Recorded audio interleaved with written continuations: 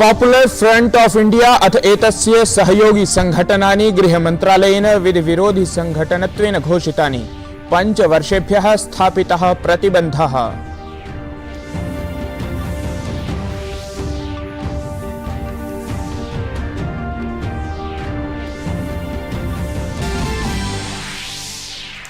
प्रधानमंत्री नरेंद्र मोदी अद्य अयोध्यायां स्वरसाम्राज्ञ्याः लता मंगेशकरस्य स्मृतौ एकस्य चतुष्पथस्य आभासीय माध्यमेन उद्घाटनं करिष्यति। सरयू नद्याः तीरे स्थिते नयाघाट इत्येतस्मिन् क्षेत्रे 7.9 कोटि रूप्यकाणाम् अनुमानित।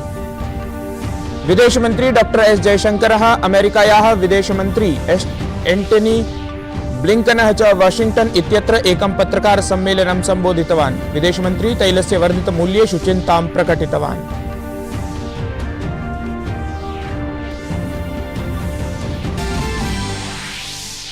संयुक्त राष्ट्र सुरक्षा परिषदि भारतं रूस यूक्रेन युद्धे स्वपक्षं प्रस्तुतवत्।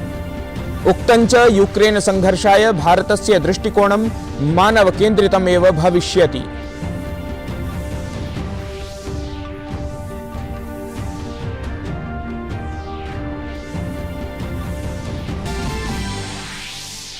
रक्षानुसंधान विकास संघटनेन ह्यः अल्पदूरस्य वायुरक्षा प्रणाली प्रक्षेपकास्त्रस्य 2 सफल परीक्षणे कृते। परीक्षणम् ओडिशायाः चान्दीपपुरे एकीकृत परीक्षण स्थले सञ्चालितम्।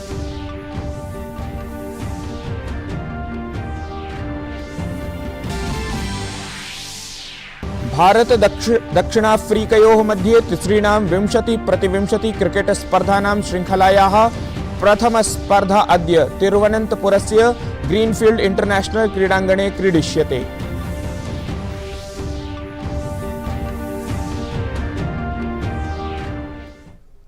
अभिवादये, अहमस्मि गवीश द्विवेदी। अत्र भवतां स्वागतम् एतस्मिन् डीडी न्यूज़ वार्ता प्रसारणे। अथ वार्ताः विस्तरेण। पॉपुलर फ्रंट ऑफ इंडिया अथ एतस्य सहयोगी संघटनानि गृहमन्त्रालयेन विधिविरोधि संघटनत्वेन घोषितानि। केन्द्रीय प्रशासनेन एतेषु संघटनेषु 5 वर्षेभ्यः प्रतिबन्धः स्थापितः अस्ति।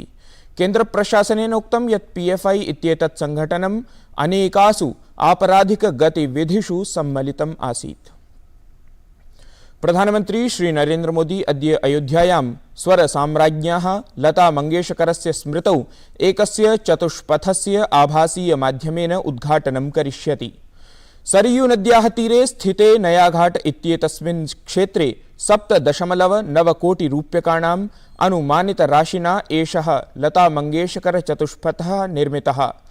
एतस्य स्थलस्य मुख्याकर्षण केन्द्रमस्ति यत् अत्र वीणा इत्येतत् भारतीय संगीतवाद्ययन्त्रं स्थापितं कृतमस्ति, यस्य भारः 14 टन मितात्मकः, दैर्घ्यं 40 फीट मितात्मकम्, औन्नत्यं 12 मीटर मितात्मकम् अस्ति। एषः स्मारकः पर्यटकेभ्यः संगीतप्रेमिभ्यः आकर्षणस्य महत्वपूर्णं केन्द्रं भविष्यति, यतोहि एतत् देशस्य प्रथमं स्थलं भविष्यति यत्र अमरमधुरस्वरान् अयोध्यया सह योजयितुम् एतत् विशालवाद्ययन्त्रं स्थापितं कृतमस्ति। एतस्मिन् उद्घाटनावसरे उत्तरप्रदेशस्य मुख्यमंत्री योगी आदित्यनाथः, पर्यटनमंत्री जी किशन रेड्डी च उपस्थितौ भविष्यतः। ध्येयमिदं यत् लता मंगेशकरस्य निधनानन्तरं मुख्यमन्त्रिणा योगी आदित्यनाथेन एषा घोषणा कृता आसीत् यत् अयोध्यायाः प्रमुखस्थलं नयाघाट इत्येतत् तस्याः नाम्नि विकासयिष्यते इति। प्रधानमंत्री नरेंद्र मोदी जापान यात्रां समाप्य नवदिल्लीं प्राप्तवान्। ध्यातव्यमस्ति यत् प्रधानमंत्री नरेंद्र मोदी जापानस्य पूर्वप्रधानमन्त्रिणः शिंजो आबे इत्यस्य राजकीये अन्त्येष्टिसंस्कारे उपस्थातुं जापानं गतवान् आसीत्। भारतपरतया सः शिंजो आबे इत्यस्मै श्रद्धाञ्जलिम् अर्पितवान्। प्रधानमंत्री नरेंद्र मोदी स्वीयेन जापानीयेन समकक्षेण फुमियो किशिदा इत्यनेन टोक्यो नगरे द्विपक्षीय मेलनं कृतवान्। एतस्मिन् अवसरे उभाभ्यां नेतृभ्यां भारत-जापानयोः मिथः सम्बन्धदृढीकरणदिशि कार्यं कर्तुं प्रतिबद्धता पुनः स्मृता। प्रधानमंत्री मोदी जापानस्य पूर्वप्रधानमन्त्रिणं दिवंगतं शिंजो आबे इत्येतं स्मृतवान्। इंडो पैसिफिक क्षेत्रं स्वतन्त्रं मुक्तं समावेशिनं च निर्मातुं पूर्वप्रधानमन्त्रिणः शिंजो आबे इत्येतस्य भूमिकां च स्मृतवान्। एतस्मिन् अवधौ नेतारौ भारत-जापानयोः रणनीतिक-वैश्विकसम्बन्धान् अपि चर्चितवन्तौ। जापानप्रधानमन्त्रिणा भारतप्रधानमन्त्रिणः आभारः प्रकटितः यतः सः दिवङ्गतस्य शिंजो आबे इत्यस्य राजकीये अन्तिमसंस्कारे सहभागितां कर्तुं जापानयात्रां गतः आसीत्। अथ च सः भारत-जापान-सम्बन्धान् दृढीकरणाय प्रतिबद्धताम् अपि प्रकटितवान्।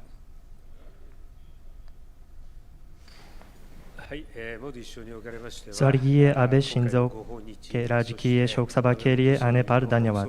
इसके अलावा पूरे भारत में एक दिवसीय राष्ट्रीय शोक रखे जाने पर भी धन्यवाद। प्रधानमंत्री मोदी, आपने पूर्व प्रधानमंत्री आबे के साथ जापान भारत संबंध को नए स्तर तक पहुंचाया। ऐसे राजनयिक प्रवृत्तियों को और आगे बढ़ाते हुए मुक्त एवं खुले हिंद प्रशांत को साकार करने के लिए मैं आपके साथ निकट सहयोग करता रहूँगा। विदेशमन्त्री डॉक्टर एस जयशंकरः अमेरिकायाः विदेशमन्त्री एंटनी ब्लिंकनः च वाशिंग्टन इत्यत्र एकं पत्रकारसम्मेलनं सम्बोधितवान्। एतस्मिन् अवसरे डॉक्टर एस जयशंकरेण उक्तं यत् अस्माकं राष्ट्रियार्थिकप्राविधिकसुरक्षा सर्वैः घनिष्ठसहयोगैः प्रवृद्धा। तेनोक्तं यत् अमेरिका अस्माकं राष्ट्रियशिक्षानीतौ स्वरुचिं प्रदर्शयति। तथा च वयम् अनुसन्धानरताः स्मः यतः उभयोः राष्ट्रयोः सहभागितावर्धनाय एतस्याः शिक्षानीत्याः कथम् उपयोगं कर्तुं शक्यते इति। When it comes to critical and emerging technologies, we both see the value of expanding trusted research.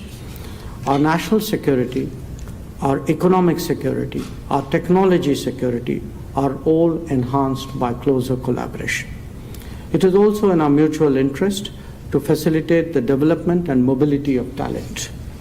We agreed that impediments in this regard should be addressed. There is a keen interest in India's national education policy, and we will explore how that can best serve to expand our partnership. तत्रैव अमेरिकायाः विदेशमन्त्री Antony ब्लिंकनः उक्तवान् यत् वयं रणनीतिकसहभागितां सुदृढीकर्तुं संयुक्तोद्देश्यानि अग्रे वर्धनाय च सहायकप्रकाराणां विषये चर्चां कृतवन्तः। The U.S. is India's largest trading partner with $157 billion last year in bilateral trade. We're India's largest source of foreign direct investment with a diverse range of U.S. companies investing $45 billion in India. Google, Microsoft, Whirlpool, Boeing, GE, and I could go on. But we see more room to grow, and to do it in a way that creates jobs for workers in both of our countries. The U.S.-India Commercial Dialogue, the U.S.-India CEO Forum will give us more opportunities to do that in the months ahead. So these are just some of the ways, multilaterally, regionally, bilaterally, that we're bringing this close relationship between India and the United States even closer together. And with India holding the presidency of the Security Council in December and taking over the presidency of the G20 next year, we'll be able to drive more concerted global cooperation and action together. रक्षानुसंधान विकास संघटनेन ह्यः अल्पदूरस्य वायुरक्षा प्रणाली प्रक्षेपकास्त्रस्य द्वे सफल परीक्षणे कृते। परीक्षणम् ओडिशायाः चान्दीपपुरे एकीकृत परीक्षणस्थले सञ्चालितम्। रक्षामन्त्रालयेन उक्तं यत् एषा अल्पदूरस्य सुगम्य वायुरक्षा प्रणाली अस्ति, या भारतीयोद्योगस्य सहभागिनां सहायतया रक्षानुसंधान विकास संघटनेन विकसिता अस्ति। एतत् प्रक्षेपकास्त्रम् अल्पदूरे अल्प औन्नत्ये च नभःसङ्कटानि नष्टं कर्तुं विनिर्मितमस्ति। रक्षामन्त्रिणा राजनाथसिंहेन रक्षानुसंधान विकास संघटनस्य एषः प्रयासः प्रशंसितः। तेनोक्तं यत् आधुनिकप्रविधियुतः एषः प्रक्षेपकः सशस्त्रबलानि सुदृढीकरिष्यति। रक्षानुसंधान विकास संघटनस्य अध्यक्षेण डॉक्टर समीर वी कामतालेन अस्य सफलतायाः कृते सम्पूर्णं दलं प्रशंसितम्।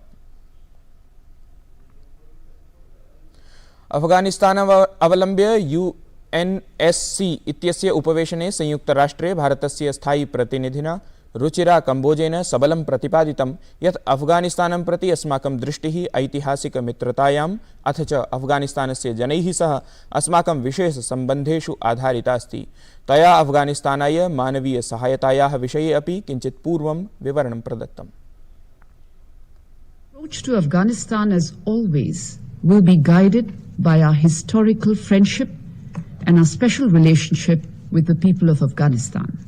India is deeply concerned at the unfolding humanitarian situation in Afghanistan. In response to the needs of the Afghan people, as well as to the urgent appeals made by the United Nations, India has in last months dispatched several shipments of humanitarian assistance to Afghanistan, consisting of 40,000 metric tons of wheat, 36 tons of essential medicines, 5 lakh doses of COVID vaccines, and 28 tons of disaster relief aid. अद्य हुतात्मनः स्वतन्त्रतासेनानिनः भगतसिंहस्य 15अधिकैकशततमी जयन्ती अस्ति। 7,990-तमवर्षस्य अद्यतने एव दिवसे अविभाजितस्य पञ्जाबस्य लायलपुरजनपदस्य बङ्गाग्रामे भगतसिंहः जन्म अलभत। देशभक्तिभावनान्वितेन हुतात्मना भगतसिंहेन स्वतन्त्रतायाः सङ्घर्षे स्वीयं पूर्णं जीवनं देशाय समर्पितम्। भगतसिंहः देशस्य स्वतन्त्रतायै अत्यन्तं साहसेन शक्तिशालिनः ब्रिटिश प्रशासनस्य सम्मुखीकरणं कृतवान्। ध्यातव्यमस्ति भगतसिंहः केवलं 23-वर्षीयः आसीत् यदा सः सर्वस्वं मातृभूम्यै अर्पितवान्। सः कर्तारसिंह सराभावर्येण लाला लाजपत रायवर्येण च अत्यधिकं प्रभावितः आसीत्। भगतसिंहः क्रान्तिकारी देशभक्तः सन् चिन्तकः लेखकश्चापि आसीत्। अकाली अथ कीर्तिः इत्यनयोः समाचारपत्रयोः सम्पादनमपि असौ अकारि। चण्डीगढ़ विमानपत्तनस्य नाम अद्य प्रभृति हुतात्मनः भगतसिंहस्य नाम्ना अभिज्ञास्यते। प्रधानमंत्री नरेंद्र मोदी रविवासरे मन की बात इत्येतस्मिन् कार्यक्रमे चण्डीगढ़ विमानपत्तनस्य नाम हुतात्मनः भगतसिंहस्य नाम्नि कर्तुं निर्णयं कृतवान्। प्रधानमन्त्रिणा स्वसम्बोधने उक्तं यत् भगतसिंहवर्याय श्रद्धाञ्जलिस्वरूपे एषः महत्त्वपूर्णनिर्णयः स्वीकृतः। सहैव अस्याः घोषणायाः अनन्तरं पञ्जाबस्य जनाः प्रधानमन्त्रिणः निर्णयस्य मुक्तहृदयेन स्वागतं कृतवन्तः।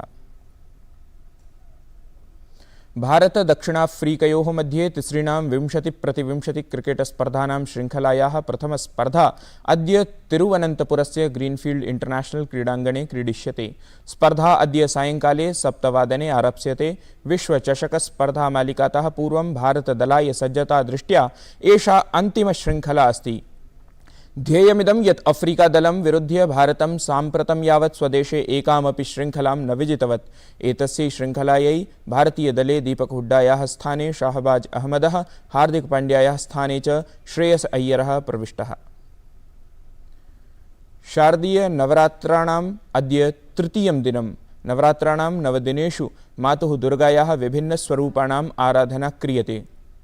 नवरात्राणां तृतीये दिने अद्य मातुः दुर्गायाः चन्द्रघण्टा इत्यस्य स्वरूपस्य पूजा भवति। श्रद्धालवः प्रभूतसंख्यायां पूजायै मन्दिराणि प्रति गच्छन्तः सन्ति।